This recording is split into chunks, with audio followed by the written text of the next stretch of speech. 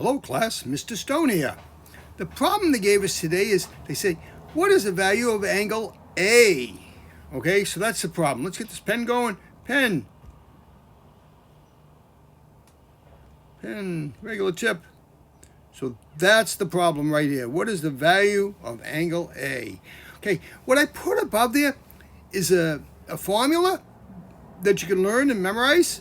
It's sum of all the interior angles equals n, which n is the number of sides in the polygon, minus 2 times 180.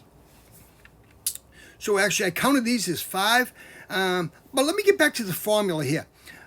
You're going to learn in algebra and geometry, you're going to learn like lots of formulas. So when you're studying for your test, some of these will come because you do them often enough that they'll just come to the top of your head. And others, maybe you don't do them often enough. What I used to do when I'd sit down to do a big test, I'd almost take my scratch paper, and as soon as that buzzer went off that I could start, right, I'd write down a lot of the formulas that are in my head. They call it a memory dump, I guess. It's just a tip I used to do. I'd write down all these different formulas, whether I needed them or not later on. But that way, later on at question number 12, they get something like this and say, oh no, I got this formula, where you might not be able to recall it back because you've been doing so many other things. Okay, so the memory dump does kind of work. But again, practicing them, you kind of then know the formula. Okay, so let's start with this formula. Okay, so we get the sum n, which was 5 sides. Okay, so we have 5 minus 2 in brackets times 180. Okay, that's 3 times 180. Okay, we put the 3 here just to multiply it. 0, 4, 5.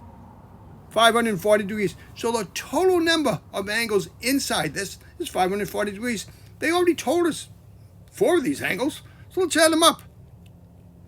So we got 110, 110, 100, and 100. I add these up. I got a 0, 2, 4. So I got 420 degrees. They told us already.